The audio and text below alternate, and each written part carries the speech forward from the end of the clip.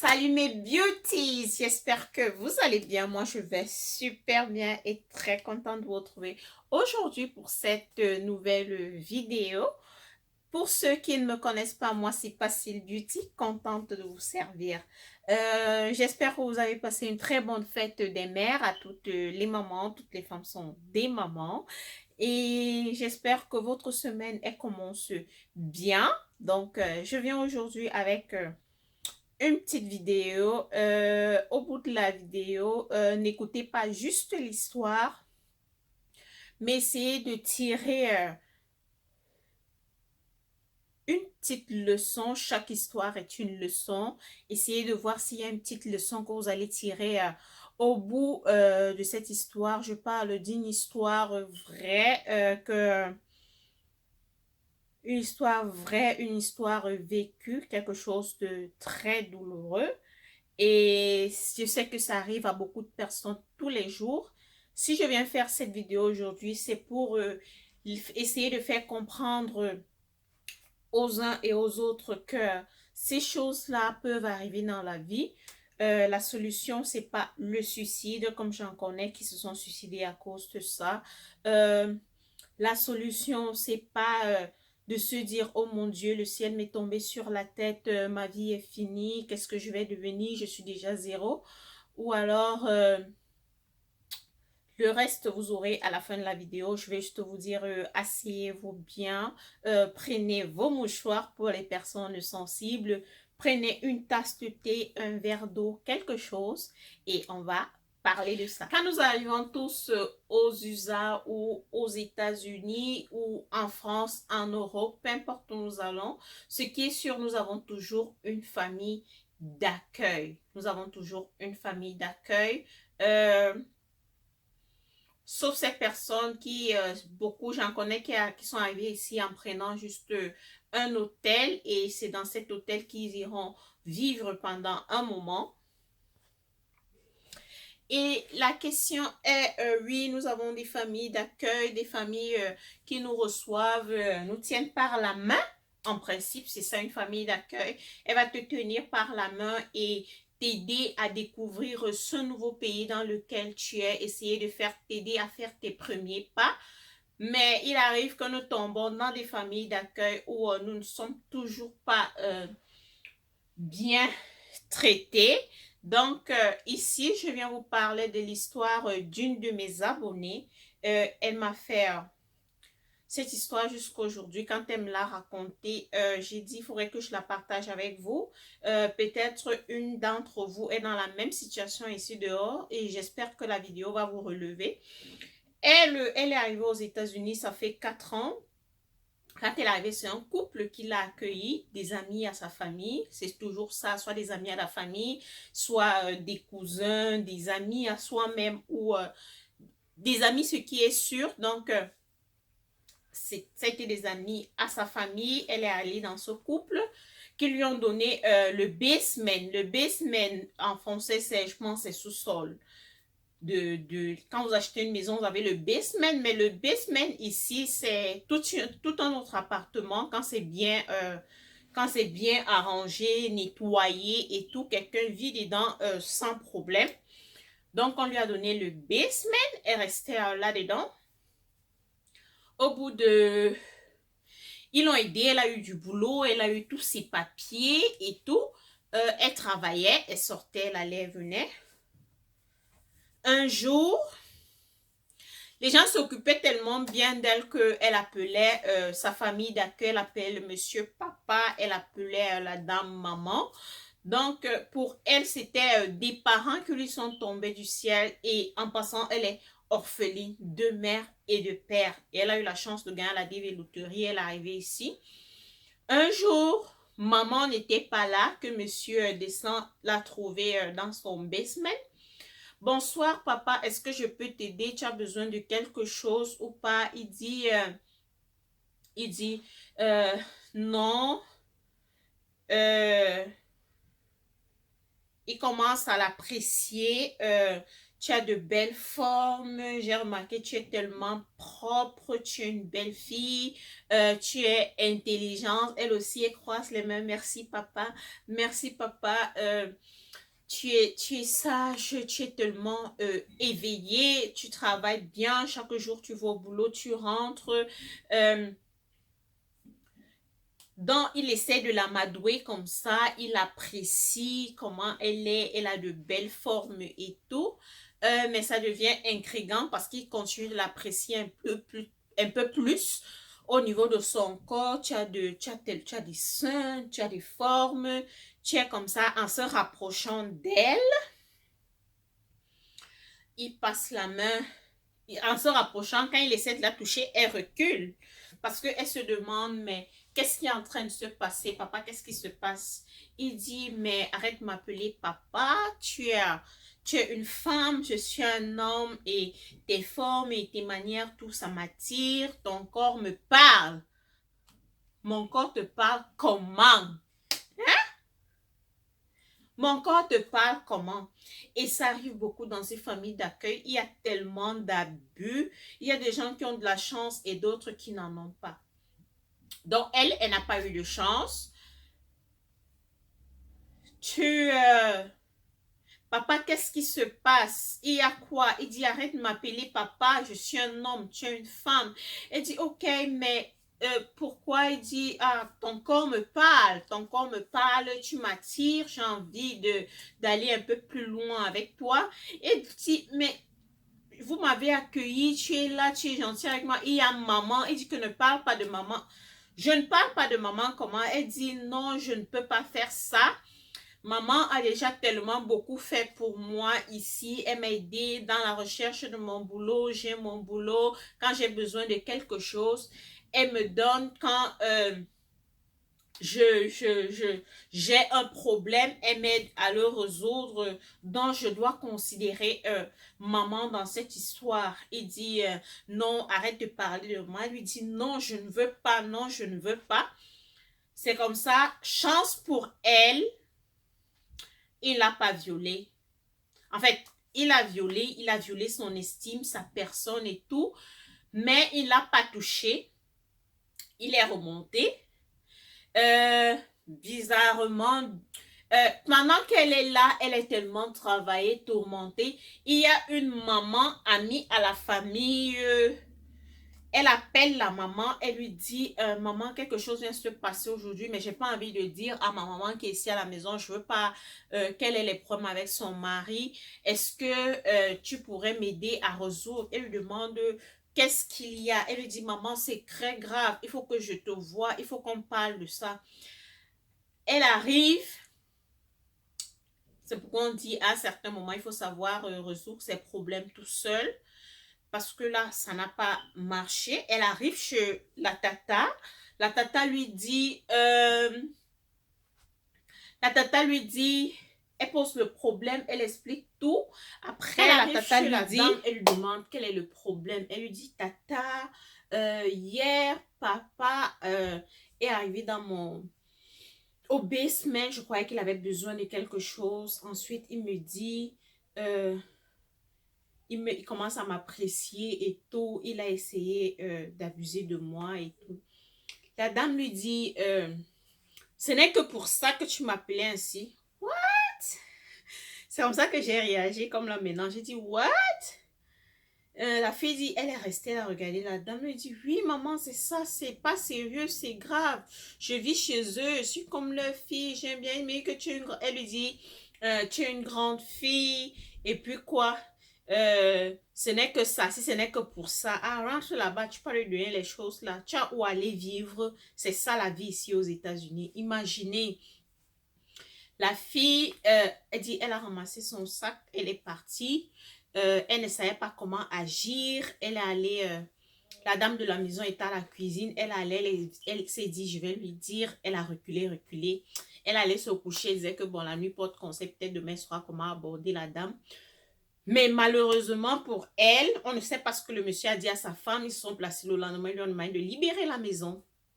de libérer, de partir, qui ne veulent plus d'elle. Elle se met à pleurer, elle se met à genoux, pardon, je vais aller où? Vous savez que je n'ai qu'ici pour rester, je vais aller où? Ils disent non, tu dois sortir, tu dois partir, on ne veut plus de toi ici, il faut aller te chercher.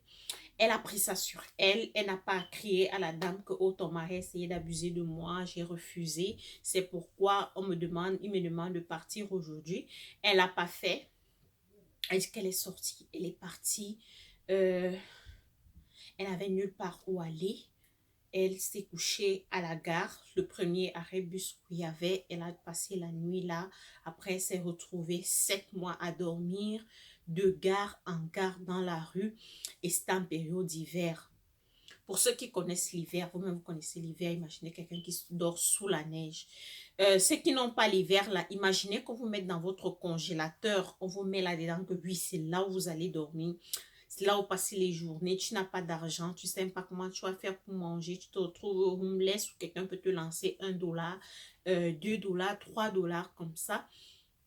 C'est en essayant de se débrouiller, marcher. Au bout de 7 mois, elle tombe sur un bon samaritain, une jeune fille comme elle, camerounaise,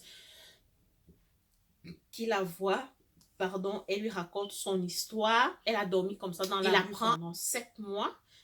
Dieu merci, quand elle me raconte, je lui demande dans la rue, tu n'as pas été agressée, tu n'as pas subi de viol. Elle me dit non, je dormais dans des gares où les quartiers sont un peu bourgeois. Là, je savais que je n'allais pas être agressée. Je restais dans les quartiers un peu propres. Je n'allais pas dans des quartiers bruyants avec tout.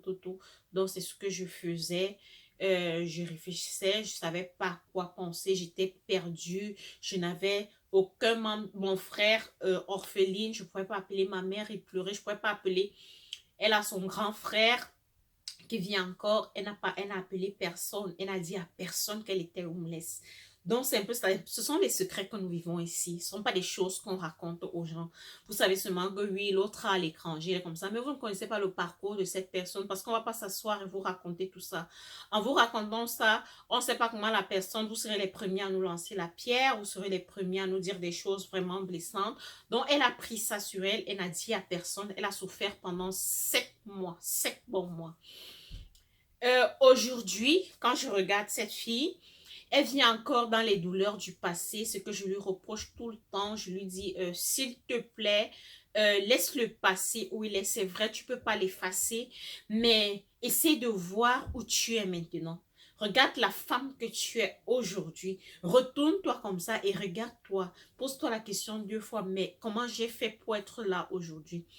Si vous voulez en commentaire, dites-moi et je vous raconte la suite de la vie de cette fille, où elle est aujourd'hui, les portes où elle entre aujourd'hui. Elle n'imaginait même pas entrer dans ces portes. Ce que je vais vous dire aujourd'hui, c'est quoi? C'est pas, ne dites pas qu'elle vient prêcher, mais c'est comme ça que je clôture toujours ça. Quand quelqu'un a un problème, je dis, nous avons tous des problèmes, mais ce qui fait qu'on s'enfonce plus dans ces problèmes, c'est que nous prenons nos problèmes pour des fatalités. Non, arrêtons de prendre les problèmes pour des fatalités. Disons-nous toujours que les problèmes de la vie sont notre croix, comme cette croix que le Christ a portée jusqu'à Golgotha. Disons-nous que c'est cette croix pour parvenir à la résurrection. Oui, tu as besoin de à ce moment-ci, tu as besoin de cette souffrance pour te relever. L'enfant, tant qu'il ne s'est pas brûlé la main au feu, il ne saura pas qu'il ne doit plus mettre la main là. Il sait qu'en passant ici, là, je vais tomber. Non, il faut qu'il contourne comme ça maintenant. C'est la même chose dans la vie. Dans la vie, nous allons vivre des épreuves où tu te demandes, oh Seigneur, qu'est-ce que je vis? Un jour, je vais peut-être vous raconter ce qu'était ma vie avant d'arriver aux États-Unis. Vous connaissez la partie superficielle. Oui, je suis enseignante, mariée avec mon mari, mais vous ne connaissez pas cette autre partie. Oui, j'ai vécu un moment obscur dans ma vie que beaucoup de personnes ne connaissaient pas parce que mon mari et moi, nous avons décidé de vivre ça à deux. On a gardé ça à deux, on a vécu ça à deux et par l'amour et la grâce de Dieu, nous nous sommes relevés. Donc, c'est ce que je dis souvent à cette fille. Je lui dis, moi, quand je regarde ta vie, en 4 ans, ce que tu es aujourd'hui, il y a des personnes en 10 ans ne feront jamais ce que tu es, sans compter que tu es passé par être homeless. Ça, c'est un mot tellement facile à prononcer, homeless, sans abri, mais a un poids que vous n'imaginez pas, que moi je reste comme ça, je m'imagine dormir seulement au pied de mon immeuble là toute une nuit. Je suis pas sûre que je vais fermer l'œil. Je vais passer la nuit à me demander qu'est-ce qui va m'arriver, qui arrive, qui passe, qu'est-ce qu'il y a. Donc imaginez quelqu'un vivre dans cette peur pendant 7 mois. Et elle sort de là. Elle est où elle est aujourd'hui. Imaginez ceux qui ont lu l'histoire de Oprah. Dites-vous que c'est un peu par ça qu'elle est passée. Elle est passée de, de homeless à ce qu'elle est aujourd'hui. Elle a un boulot, elle est indépendante. Elle fréquente gratuitement aux États-Unis. Je dois dire ça, gratuitement. Et des études qui coûtent super cher. Pas infirmerie, pas ceci. Elle fait médecine. Et la médecine est quelque chose qui coûte super cher. Pourquoi elle fréquente gratuitement? Les bourses. Les bourses, comment elle a obtenu ces bourses? Par la grâce et l'amour de Dieu et parce qu'elle a su se relever. Si elle s'était apitoyée, oh Seigneur, pourquoi tout ceci m'arrive? Oh Seigneur, je suis orpheline, j'ai la grâce, tu m'envoies aux États-Unis, arriver si on veut me violer, arriver aux États-Unis, je me retrouve homeless. Où est-ce que je vais? Qu'est-ce que ma vie va devenir? Non, ça lui a donné plutôt la force et de se rappeler de ce qu'elle s'est dit en venant. En venant, elle s'est dit, je m'en vais aux États-Unis, je vais devenir ceci. Je vais devenir ceci, je vais faire ceci. Je pense que c'est cette motivation qu'elle a encore et c'est ça qui permet qu'elle avance comme elle avance aujourd'hui. Malgré le fait qu'elle soit déprimée, quand certains moments, elle se pose, tout humain doit se poser les questions. Mais ce que je veux dire aujourd'hui, sachant nous relever quand nous tombons, ne dites pas toujours que votre situation est la pire. Il y a des gens qui vivent des pires situations. Ne voyez pas toujours que, oh, celle-là, elle est bien, elle est comme ça. Mais vous ne savez pas par quoi elle est passée. Comme elle aujourd'hui, si vous la voyez, qu'elle ne vous raconte pas son parcours, vous ne saurez jamais. Vous ne sauriez jamais qu'elle est passée par tout ça. Vous allez juste voir quelqu'un qui brille avec une étoile et tout. Elle a une vie tranquille. Mais vous ne saurez pas qu'elle a eu ce parcours-là. Donc, sachez que le secret dans la vie, c'est de se dire, mes problèmes ne sont pas des fatalités. Ce sont une croix qui m'amène vers la résurrection. C'est une charge que j'ai sur l'épaule pour pouvoir avancer et arriver à la vraie vérité. Posez-vous souvent la question, quand ça ne va pas, Seigneur, vous lui dites, Seigneur, pourquoi m'as-tu envoyé sur la terre? Quel est mon objectif? Quel est mon impact dans la vie des autres? Pourquoi est-ce que je suis devant les autres? Ma vie, qu'est-ce que tu as choisi que je sois sur cette terre où tu m'as envoyé? Il est normal de pleurer. Il m'arrive de pleurer, de crier, de m'arracher, de me défouler. Mais le secret, c'est de savoir se calmer et se dire, oui, c'est arrivé, mais je peux continuer. Qu'est-ce qu'il faudrait que je fasse pour que ça continue? Qu'est-ce qu'il faudrait que je fasse pour que les choses changent? Quelle est l'attitude à avoir pour que ma vie soit meilleure que ce que j'ai aujourd'hui?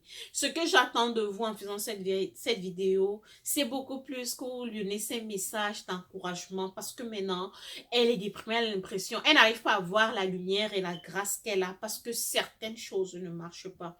Mais faites-lui comprendre que le niveau de vie qu'elle a déjà, avec tout ce qu'elle a traversé, c'est une grâce. Elle est une étoile, elle est bénie par ça. Sachons vivre avec joie et amour ce que nous avons. Sachons vivre avec passion la vie que nous avons. Sachons accepter ce que nous avons avec amour et passion. En acceptant ça avec amour et passion, c'est ce qui va nous ouvrir toutes les portes qui existent dans la vie. Dans ma famille, c'est le message que j'apportais aujourd'hui. Oui, mes beauty, c'est ce que je voulais partager avec vous aujourd'hui. L'histoire de cette jeune Camerounaise arrivée aux États-Unis où elle a été reçue par des personnes au début, c'était très gentil. Ensuite, on a essayé d'abuser d'elle. Elle s'est retrouvée 7 mois dans la rue à dormir sous des cartons. Tu ne connais personne, tu connais ni queue ni tête, tu ne sais même pas où aller. Tu ne sais pas à quelle porte toquer. Un bon samaritain un jour te sort de la rue et je te retrouve à une position aujourd'hui où moi-même je lui tire le chapeau qu'en 4 ans elle ait pu être où elle est aujourd'hui. Donc, partagez la vidéo comme vous le faites toujours. Likez et surtout venez en commentaire motiver cette fille parce que c'est qu'elle va lire tous ses commentaires, parce que c'est qu'elle regarde cette vidéo et dites aussi en commentaire si vous voulez que je vous dise où est-ce que vraiment elle se retrouve aujourd'hui.